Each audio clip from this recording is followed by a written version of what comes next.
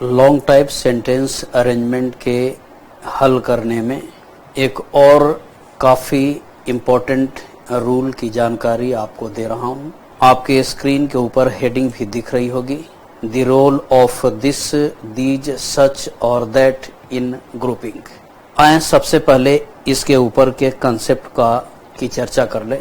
अक्सर आप देखेंगे कि सेंटेंस अरेंजमेंट के किसी न किसी वाक्य में दिस या दीज या सच अथवा दैट के बाद किसी नाउन को या एडजेक्टिव और नाउन दोनों को एक साथ रखा गया है।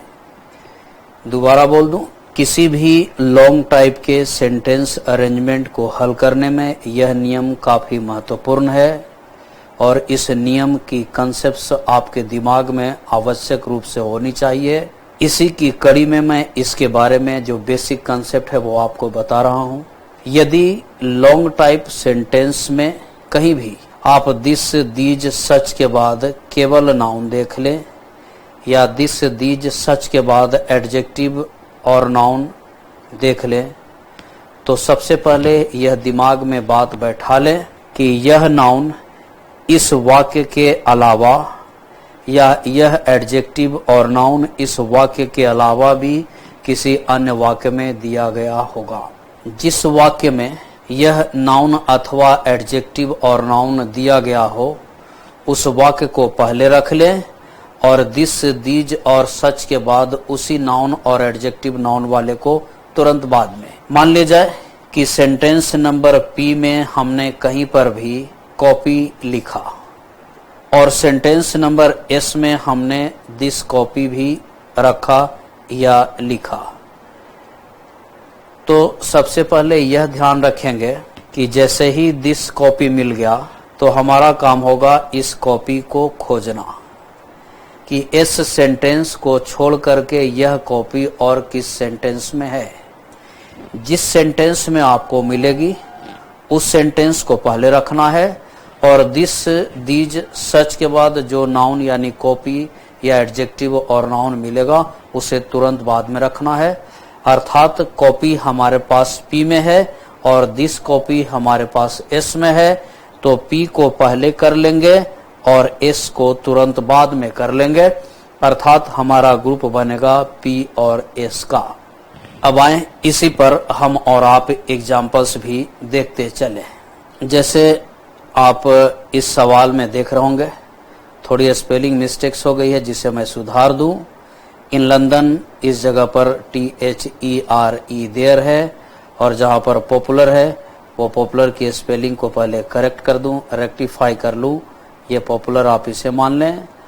और ये सोप बॉक्सर है, ये थोड़ा स्पेस होनी चाहिए थी, वो स्पेस एक जगह आ गई है और आफ्टरनून में इस जगह से आप इसको हटा लें।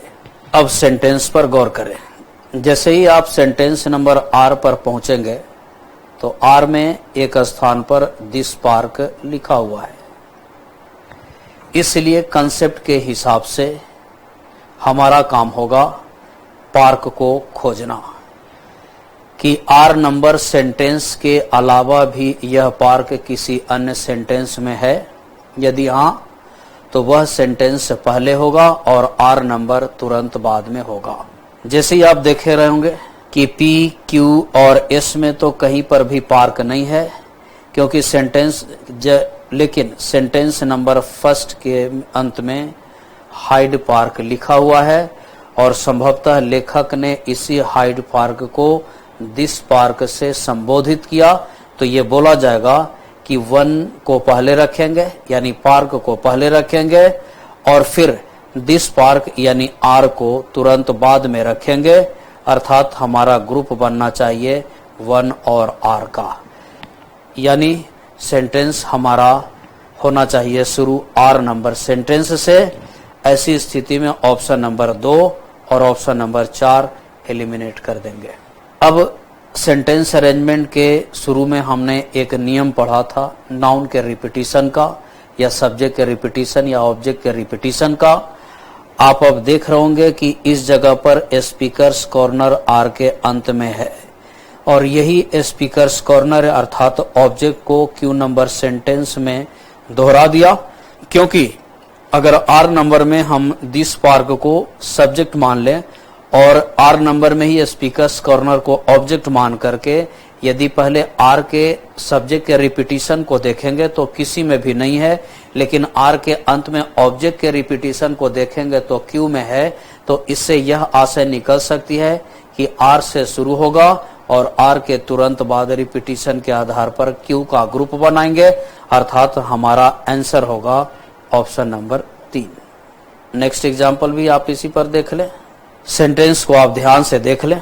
सेंटेंस को ध्यान से देखने के बाद मैं एक जगह पर आपको इंडिकेट कर रहा हूं कि सेंटेंस नंबर क्यू में आप देखेंगे बीच में लिखा हुआ है दिस सैक्रेड ड्यूटी। इसे डिकोड कर ले। सैक्रेड इस स्थान पर एडजेक्टिव का काम करेगा और ड्यूटी इस स्थान पर नाउन का, अर्थात दिस के बाद अकेला नाउन नहीं है बल्कि दिस के बाद एडजेक्टिव और नाउन दोनों है। पिछले प्रश्न में हमने देखा कि दिस के बाद सिर्फ नाउन पार्क था, जबकि अगले प्रश्न में दिस के बाद एडजेक्टिव और नाउन दोनों है। इसका आशय यही है, इसका मतलब यही है कि यह एडजेक्टिव और नाउन इस वाक्य को छोड़ करके किसी अन्य वाक्य में भी अवश्य देखने को मिलेगा। जिस वाक्य में मिल जाए उस वाक्य को हम और आप क्यू के ठीक पहले का वाक्य बना लेंगे। आप जब गौर करेंगे इस नंबर के अंत में तो आप देखिएगा कि सैक्रेड ड्यूटी इस जगह पर रखा हुआ है इस नंबर में। इसका मतलब यही हुआ कि इस नंबर हमारा पहले चला आएगा और क्यू नंबर जिसमें दिस डाला हुआ है वो तुरंत बाद आएगा, यानी एस और क्यू का ग्रुप बनाएंगे। ऐसा ग्रुप आप देख रहे होंगे कि इस दिए गए ऑप्शन नंबर 4 में ही केवल है। हमारा आंसर हो जाएगा 4। अर्थात ये दोबारा आप देख रहे होंगे कि लॉन्ग टाइप सेंटेंस को हल करने में हमें सभी सेंटेंस को पढ़ने की आवश्यकता नहीं है। हमें प्रत्येक सेंटेंस को बारी बारी से पढ़ने की आवश्यकता नहीं है। आवश्यकता सिर्फ होती है कुछ शब्दों के लोकेशन की, कुछ शब्दों की जानकारी की, कुछ शब्दों को फाइंड आउट करने की। यदि हम कुछ संकेत, कुछ शब्द, कुछ वर्ड ग्रुप यदि फाइंड आउट कर लें तो हम आसानी से ग्रुप बना सकते हैं और बिना पढ़े भी सेंटेंस अरेंजमेंट हल कर सकते हैं। इसलिए मैं उन टीचरों के लिए और आप में से जिन स्टूडेंट के दिमाग में ऐसा भरा गया होगा कि सेंटेंस अरेंजमेंट बनाने के लिए पूरी सेंटेंस का हिंदी आपको आना चाहिए, पूरे सेंटेंस का इंग्लिश समझना चाहिए, तो मेरे विचार से ये 99.99% रॉन्ग है। आप लॉन्ग टाइप सेंटेंस हल करने जा रहे हो तो आप संकेत पर ध्यान रखें और आप संकेत को क्लू को लोकेट करें और क्लू को लोकेट करने के बाद ग्रुप बनाएं और ग्रुप बनाने के बाद आप ऑप्शन एलिमिनेशन प्रक्रिया में हाथ लगा दें। आप सेंटेंस अरेंजमेंट बड़ी तेजी से और बड़ा कम समय में हल करेंगे। किसी भी सेंटेंस को पढ़ने की बहुत ज्यादा आवश्यकता नहीं होगी और प्रत्येक सेंटेंस की हिंदी या अंग्रेजी करने की आवश्यकता नहीं होगी, बस सिर्फ संकेत लोकेट करना है। आ जाएं तीसरे सवाल को लेकर के। तीसरे सवाल पर जब हम आप पहुंचेंगे तो आर नंबर सेंटेंस में आप देख रहे होंगे कि लिखा हुआ है दिस गैस। तो इसका मतलब क्या हो जाएगा कि अब हमें किस चीज को खोजना है? गैस को खोजना है। और यह भी तय होगा कि यह गैस किसी न किसी सेंटेंस में अवश्य रहेगा। यदि ऐसा नहीं दिया गया हो तो आपका सेंटेंस अरेंजमेंट रॉन्ग हो जाएगा या दिया गया क्वेश्चन गलत हो जाएगा। अब जैसे ही हम गैस खोजेंगे तो आप देखेंगे कि गैस सिर्फ सेंटेंस नंबर 1 में ही दिया गया है और बाकी किसी भी सेंटेंस में गैस की चर्चा नहीं है। इसलिए यह बोलेंगे कि 1 के तुरंत बाद आर को रखा जाएगा, अर्थात गैस प्लस दिस गैस के आधार पर 1 और आर का एक ग्रुप बनाया जाएगा। और जैसे ही ऐसा ग्रुप बनाएंगे तो हमारे पास केवल ऑप्शन नंबर 2 है। एक और आप देख ले। आप क्यू नंबर सेंटेंस में देख रहे होंगे कि सच के बाद पर्सन्स लिखा हुआ है। इसका अर्थ यही हुआ कि पर्सन्स को इस सेंटेंस के अलावा दूसरे सेंटेंस में हमें खोजना है। एग्जैक्ट यदि पर्सन्स खोजा जाए तो न तो पी सेंटेंस में है न तो आर सेंटेंस में है, किंतु इस सेंटेंस में है लेकिन पर्सन्स के बदले केवल पर्सन लिखा हुआ है।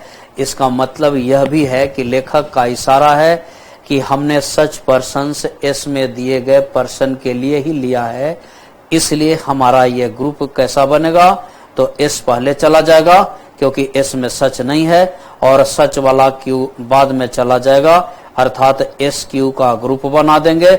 और एस क्यू का ग्रुप केवल एक ही ऑप्शन में है और वो है ऑप्शन नंबर 4। तो संक्षेप में हम लोगों ने ये देखा, ये जानकारी हासिल की कि किसी भी लॉन्ग टाइप के सेंटेंस को हल करने के लिए हमें दिस, दीज, सच और दैट प्लस नाउन या एडजेक्टिव नाउन को भी ध्यान में रखना चाहिए। यदि यह नाउन या एडजेक्टिव नाउन किसी सेंटेंस में आया हुआ हो तो तेजी से हमें उस नाउन या एडजेक्टिव नाउन को खोजना है, और खोजने पर जैसे ही मिल जाए तो बिना दिस दीज वाला को पहले रख लें और this these such plus noun वाला को तुरंत बाद में रख लें, और ऐसा ग्रुप बना करके ऑप्शन पर एक नजर दौड़ा लें। यदि कोई एक ही ऑप्शन ऐसा रखे हुआ है तो रेस्ट ऑप्शंस को एलिमिनेट कर दें और आपको सेंटेंस पढ़ने की कोई आवश्यकता नहीं होगी।